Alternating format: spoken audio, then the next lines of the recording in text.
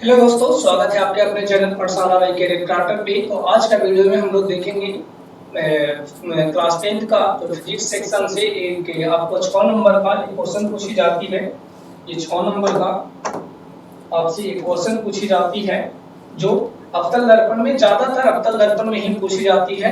तो ये अवतल दर्पण में सिद्ध करेंगे हम लोग क्या, r बराबर 2f, यानी कि वक्ता त्रिज्या और फोकस दूरी में क्या संबंध होती है, इसी के बारे में हम लोग देखेंगे। तो चलिए बिना देर किए हुए इससे पहले हम लोग थोड़ा सा एक चर्चा कर लेते हैं क्या कि ये वीडियो जो होती है बहुत इंपॉर्टेंट होती है। मतलब हर बार अधिकांश सवाल यदि फर्स्ट सीटिंग में नहीं पूछा तो सेकंड सीटिंग में पूछ देती है, सेकंड सीटिंग में यदि सेकंड सीटिंग में पूछ दिया, मतलब किसी न किसी सीटिंग में क्या होती है, ये पूछ देता है। तो इसको थोड़ा सा आप इंपॉर्टेंट में लेकर चले, और ये मतलब एकदम इजीली है, ऐसा कुछ बड़ा कठिन वाला चीज नहीं है, ठीक है। तो बहुत ज्यादा इजीली एकदम है, आराम से यदि हम लोग देखेंगे तो तुरंत बन जाएगा, ठीक है। तो चलिए स्टार्ट करते हैं। कौन सा दर्पण था? अवतल दर्पण था। अवतल दर्पण में सबसे पहले हमें क्या करना पड़ेगा, अवतल दर्पण को पारना पड़ जाएगा। चलिए अवतल दर्पण को पार लेते हैं। ये हमारा क्या है, अवतल दर्पण। अवतल दर्पण में आपको पता होगा कि जो अवतल दर्पण में आपको पता होगा कि अवतल दर्पण किसे कहते हैं, किसी गोलीय दर्पण की किसी गोलीय दर्पण का यदि बाहर वाला भाग कलय की गई हो और उसकी परावर्तक सतह यदि धंसी हुई होती है तो उस दर्पण को हम लोग कौन सा दर्पण के नाम से जानते हैं, तो ये अवतल दर्पण के नाम से जानते हैं। ये हमारा नीचे परावर्तक सतह है और ऊपर उधर जो है जो कलय कर दिया गया, मतलब रंग दी गई है, इसका मतलब ये अवतल दर्पण का निर्माण होती है। इसमें आपको पता होगा कि इसके बीच में एक बिंदु होती है, जिस बिंदु का नाम होती है P, यानी कि ध्रुव के नाम से जानते हैं। और इस ध्रुव पर एक रेखा आती है, जिस रेखा का नाम होती है मुख अक्ष। क्या नाम होती है? मुख अक्ष के नाम से जानते हैं। क्या नाम जानते हैं? मुख अक्ष। अब ये मुख अक्ष के जो बिंदु होती है, आपको पता होगा कि किस गोलीय दर्पण का जो केंद्र होता था उस केंद्र को हम लोग बोलते थे वक्ता केंद्र के नाम से जानते थे। और ये मान लीजिए कि ऐसे ऐसे इधर था और इधर ये दोनों को आधा हम काट देते हैं, आधा हम यहाँ से क्या करते हैं, मिटा देते हैं। तो जो ये वाला जो भाग जो बचा यहाँ पड़ी, वो कौन सा भाग बचा? सी वाला भाग बचा, मतलब वक्ता केंद्र बच गया। ये वक्ता केंद्र हो गया, ठीक है। अब वक्ता केंद्र और पी के जो बीच के जो बिंदु होती है, इस बिंदु का नाम होती है क्या? एफ, यानी कि फोकस कहते हैं। क्या कहते हैं? एफ या फोकस कहते हैं। सबसे पहले हमें क्या करना पड़ेगा, इसे मानना पड़ जाएगा, इसका नामकरण करना पड़ जाएगा। प्रमाण में सबसे पहले हम क्या करेंगे, सबसे पहले हमें क्या करना पड़ेगा, प्रमाण लेना पड़ेगा। प्रमाण लिखते हैं, प्रमाण में क्या करना पड़ जाएगा हमें, जो देखते हैं सबसे पहले कि माना कि एम और एम डैश, इसका नाम क्या दिए, एम और एम डैश एक अवतल दर्पण है। एम और एम डैश एक अवतल दर्पण है, अवतल दर्पण है, अवतल दर्पण है, ठीक है।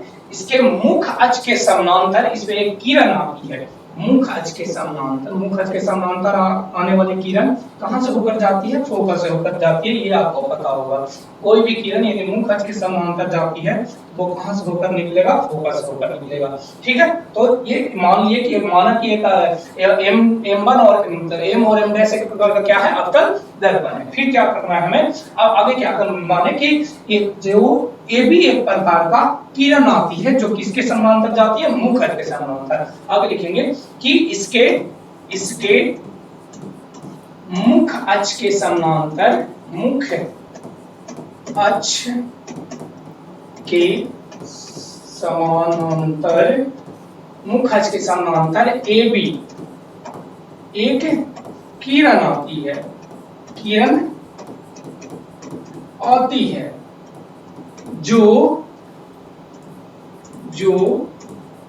प्रवर्तन के बाद कहां से होकर गुजरती है? तो फोकस से होकर गुजरती है। प्रवर्तन के बाद फोकस से होकर गुजरती है।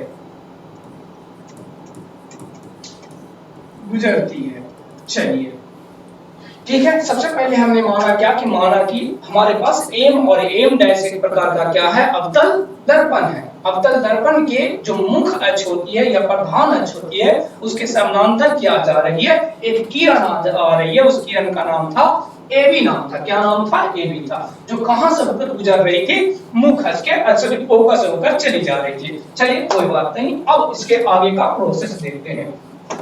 यहाँ पे जैसे ही आपको पता चला होगा कि ये जो किरण जा रही है ये मुख अक्ष के समानांतर समतल सतह पर पड़ा, यानी कि परावर्तक सतह पर पड़ा, परावर्तक सतह से परावर्तन के बाद फोकस से होकर गुजरती है। प्रकाश के परावर्तन में आपको वही चीज याद होगा कि जब कोई प्रकाश की किरण किसी समतल सतह पर पड़ती है, समतल सतह पर पड़ने के बाद वो अपने ही माध्यम में वापस लौट जाती है, इस घटना को हम क्या बोलते थे? प्रकाश के परावर्तन कहते थे। लेकिन इसके बीच में यदि अभिलंब को जब डालते थे तो इसमें एक कोण का निर्माण होता था। इस कोण का नाम था अपतन कोण और ये कोण का नाम था अपवर्तन, मतलब परावर्तन कोण, जिसका नाम था और संसूचित करते थे। यानी कि यही चीज को हम यहाँ पढ़ी, ये जो हमें दिखाई पड़ रहा है यहाँ पर, यदि हम अभिलंब को डालें, थोड़ा सा फिगर दूसरा टाइप से तिरछा थोड़ा सा, उससे कोई दिक्कत नहीं, आप लोग पेंसिल से पढ़ेगा तो कोई दिक्कत नहीं है, आपके पास इंच होगा, नाप कर पढ़ेगा, सही ढंग से पढ़ाएगा, ठीक है। चलिए देखिए, तो कहा क्या कि जैसे ही हम अभिलंब डाले, इसका मतलब यहाँ से हमें ये चीज और पता चला कि यहाँ पर जो कोण का निर्माण हो रही है ये कोण आई हो जाएगा, और यहाँ पर जो कोण का निर्माण हो रही है, कोण का जो निर्माण हो रही है, इस कोण का नाम था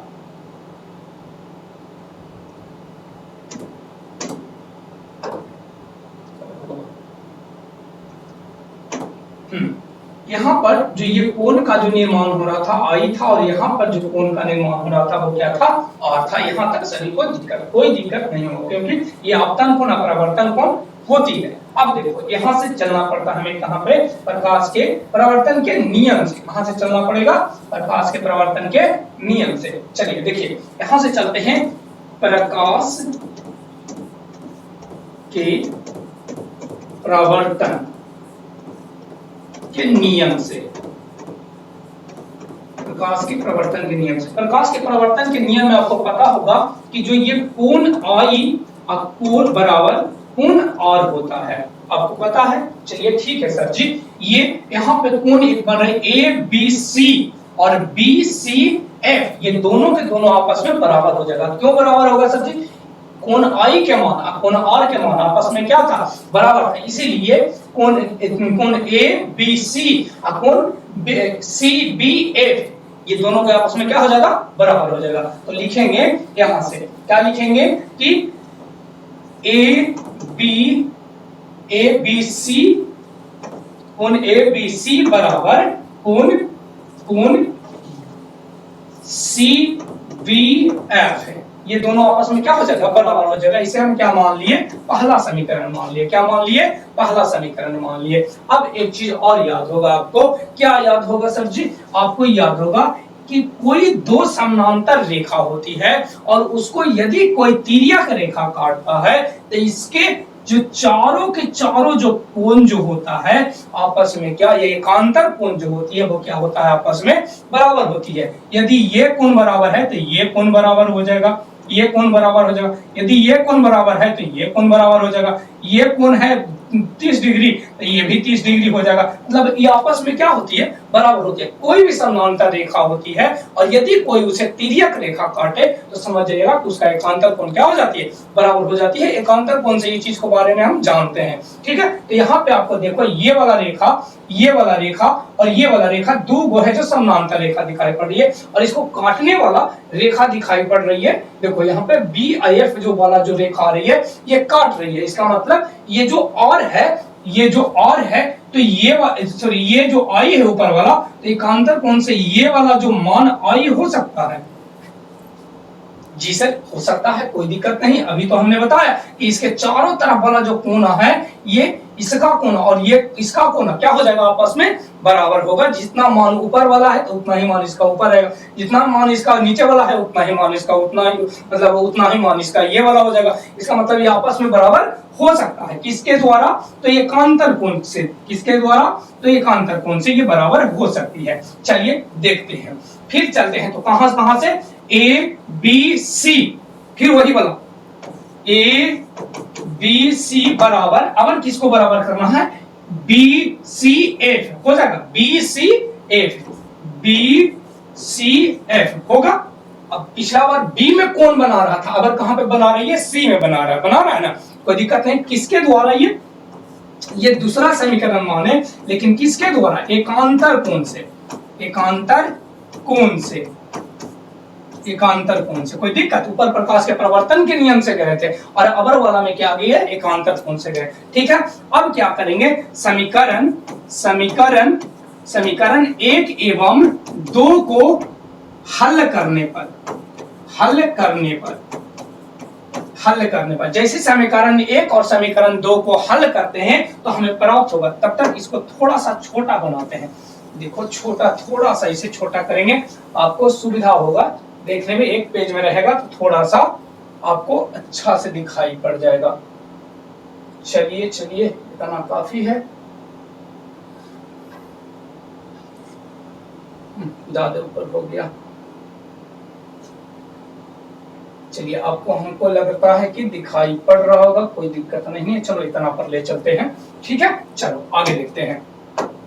अब कहता है कि समीकरण 1 और समीकरण 2 को, अब देखो ये वाला भाग आपको दिखाई पड़ रहा होगा, ये वाला भाग है ना, ये दोनों के दोनों आपस में बराबर है, इसका LHS बराबर है, कौन ABC और कौन ABC, दोनों के दोनों आपस में बराबर दिखाई पड़ रही है। इसका मतलब जिसका LHS बराबर हो जाता है तो उसका RHS भी बराबर हो जाता है। सर जी ये हमें पता है ना, पता, कोई दिक्कत नहीं। जब LHS बराबर है तो हम क्या कर लेंगे, RHS भी बराबर कर लेंगे।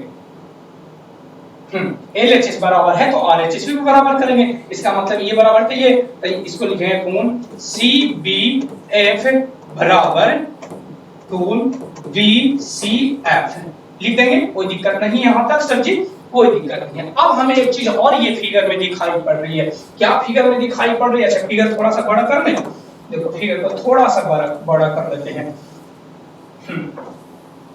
चलो थोड़ा सा बड़ा करें, इसलिए आपको थोड़ा सा साफ दिखाई पड़ जाएगा।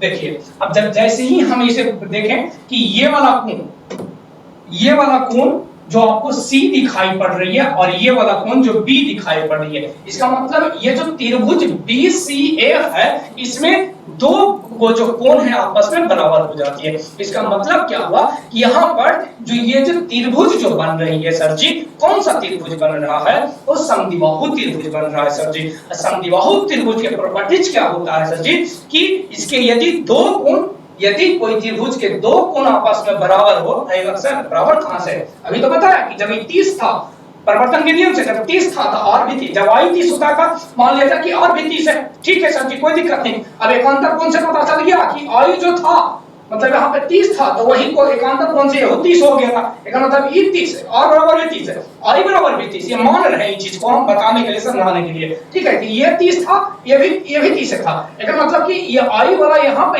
रखे, इसका मतलब ये 30 हो गया, दो कोण तो आपस में बराबर हो गया, 30 हो गया। इसका मतलब कि किसी भी त्रिभुज के दो कोण यदि आपस में बराबर होती है तो उसमें क्या प्रॉपर्टीज होती है, तो उसके आमने सामने की जो भुजा होता है वो भी क्या हो जाता है, आपस में बराबर हो जाता है। इसका मतलब ये वाला भुजा और ये वाला भुजा क्या हो जाएगा, आपस में बराबर हो जाएगा। सर जी सही बात है। अब यहां समद्विबाहु त्रिभुज से बराबर करते हैं, समद्विबाहु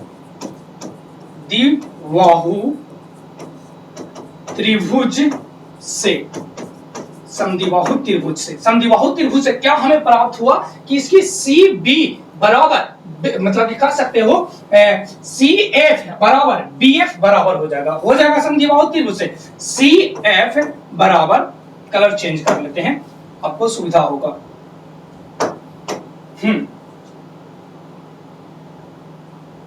CF बराबर वहां पे BF हो जाएगा बराबर, कोई दिक्कत नहीं सर जी। कहां से ये प्राप्त हुआ, इसे हम लोग तीसरा समीकरण मान लेते हैं। कौन सा समीकरण मान लिए, कहां से प्राप्त हुआ, समद्विबाहु त्रिभुज से जब हम देखें तो हमें एक चीज प्राप्त हुई, क्या प्राप्त हुई कि यदि समद्विबाहु त्रिभुज का एक प्रॉपर्टीज होती है कि यदि समद्विबाहु त्रिभुज का दो कोण आपस में बराबर हो तब उसे हम तो समद्विबाहु बोलते हैं, और जब दो कोण बराबर हो जाता है तो उसकी भुजा भी दोनों का आमने सामने की जो भुजा होगा वो भी क्या हो जाती है, बराबर हो जाती है। मतलब CF के बराबर जो कोण आई बना रहा था, कोण आई के बराबर कौन हो जाएगा, इसके ये वाला और ये वाला दोनों आपस में क्या हो गया, बराबर हो गया। इसका आमने सामने को भुजा बराबर, इसका मतलब कि CF बराबर BF कर सकते हैं, कोई दिक्कत नहीं सर जी, बहुत बढ़िया। चलिए अगला टॉपिक पे चलते हैं। आगे एक चीज और प्राप्त होगा हमें, क्या प्राप्त होगा कि ये वाला जो भुजा होती है, ये दोनों जो भुजा होती है बहुत नजदीक होती है आपस में। कहे के मतलब क्या हो कि जो ये वाला F है, F से दो गो किरण निकलता है। एक किरण जो ऊपर जो B बनता है और यहाँ से एक किरण और निकला जिसका नाम है P बनता है। ये जो P और B जो बिंदु होती है वास्तविकता वाले जो बात में, वो क्या होती है, आपस में बहुत नजदीक होते हैं। आपस में क्या होते हैं, बहुत नजदीक होते हैं, बहुत नजदीक होते हैं। बहुत नजदीक होने के कारण से, नजदीक होने के कारण से ये हम कह सकते हैं कि BF बराबर PF हो जाता है। BF बराबर मतलब देखो ये जैसे ही दूरिया है, थोड़ा सा ऐसे यहां तक गया है ना, ये यहां से निकला है और यहां तक गया, लेकिन वास्तव में कहा जा रहा है कि एकदम नाम मात्रा की दोनों मतलब इतना नजदीक होता है कि उसका मान भी न लिया जाए, कि जनी मनी एकदम दूरी पर रहता है। इसका मतलब कि ये ऐसे ना हो के एकदम ऐसे है, तब जब ऐसे है तो ये दोनों का दोनों दूरी कौन सी हो गया, दोनों की दूरी क्या हो गया, बराबर हो गया, एक जैसा हो गया। तो इसीलिए हम यहाँ पे BF बराबर क्या कर दिए, उसे PF कर देते हैं, कोई दिक्कत नहीं। यहाँ से एक पॉइंट लिखेंगे, क्या लिखेंगे सर जी, कि यदि P B लिखेंगे कि B P के बहुत नजदीक हो,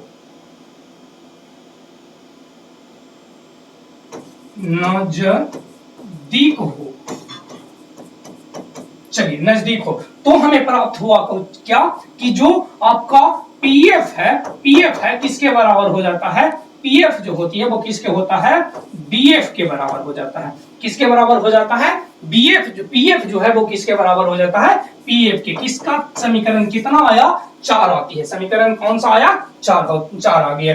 अब इसे फिर से थोड़ा सा छोटा इसे हम बनाते हैं, और छोटा बनाएंगे, थोड़ा सा छोटा बनाएंगे तो एक ही पेज में हमें सॉल्यूशन मिल जाएगा। चलो देख लो।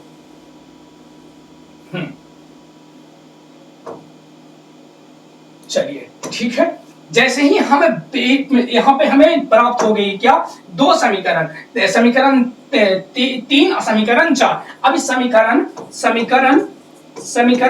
3 एवं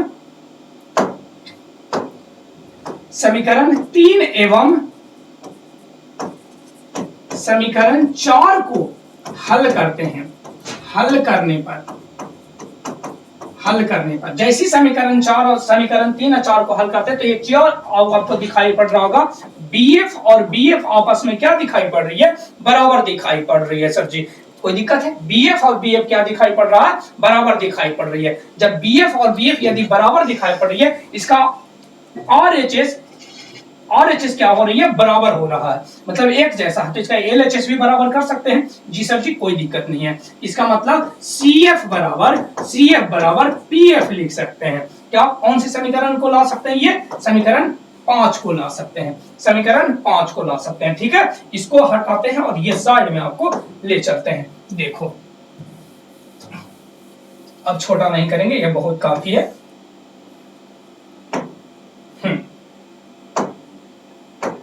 चलो देखिए, अब ये जो समीकरण 4 जो आया, समीकरण 5 जो हमें प्राप्त हुआ, यहां से एक चीज हमें दिखाई पड़ रही है। यहां से एक चीज आपको पढ़े होंगे, जब गोलीय दर्पण पढ़े होंगे तो एक चीज के बारे में आप पढ़े होंगे कि ये जो P और F के जो बीच की जो दूरी होती है, इस दूरी को हम लोग किससे सूचित करते हैं, इसे हम लोग फोकस दूरी कहते हैं। F होता है, क्या होती है, F होता है। और जो P और C के जो बीच के जो दूरी जो होता है, इस दूरी का नाम होता है, इस दूरी का जो नाम होती है, यहां से यहां तक के जो दूरी होता है, इस दूरी को हम कहते हैं और यानी कि वक्रता त्रिज्या कहते हैं। किसी गोलीय दर्पण की, देखो ये जो वक्रा केंद्र था, तो ये आधा जो केंद्र को जो वक्ता केंद्र कहते थे, और यदि इसी चीज को हम एकदम मिला देते हैं तो कौन सी बन जाता था, त्रिज्या बन जाता था। तो वही चीज तो है कि हम लोग कहां तक गए थे, ये पूरे सॉरी में जब पूरा को मिला देते थे तो डी व्यास बन जाता है, लेकिन हमें अभी किसका जरूरत है, हमें C तक गए हैं, यहीं तक गए हैं ना,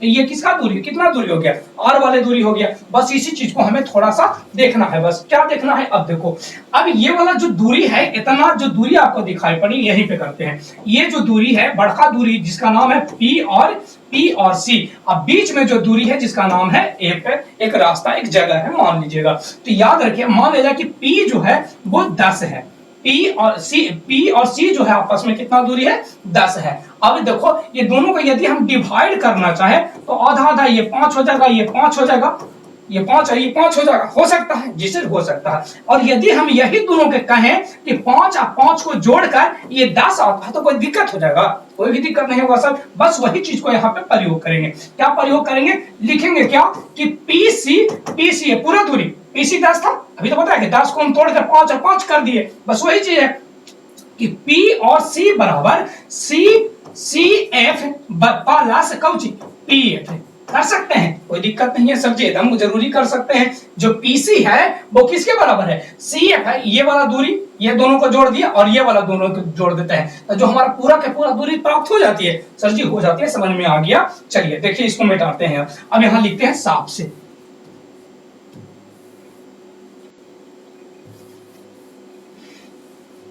देखिए बस थोड़ा सा एकदम है, बस एक मिनट की बस है, अब कुछ नहीं है। देखो यहां पे कहा क्या कि जो हमारा दूरी है, हमारा जो दूरी है वो क्या है, बड़का जो दूरी है, सबसे बड़ा वाला जो दूरी है उसका नाम है क्या, पीसी। अब पीसी को तोड़कर हम लिख सकते हैं, क्या लिख सकते हैं, C F plus P F लिख सकते हैं, कोई दिक्कत नहीं सर जी। समीकरण हमें इसे हम छठा मानना चाहे तो मान सकते हैं, कोई दिक्कत नहीं है। समीकरण छठा में यदि हम पांचवा के मान को इंक्लूड कर देते हैं, रख देते हैं, तो हमें प्राप्त हो जाएगा। यहाँ पे लिखना चाहे लिख सकते हैं, समीकरण 6 में 5 लिखे हैं, समीकरण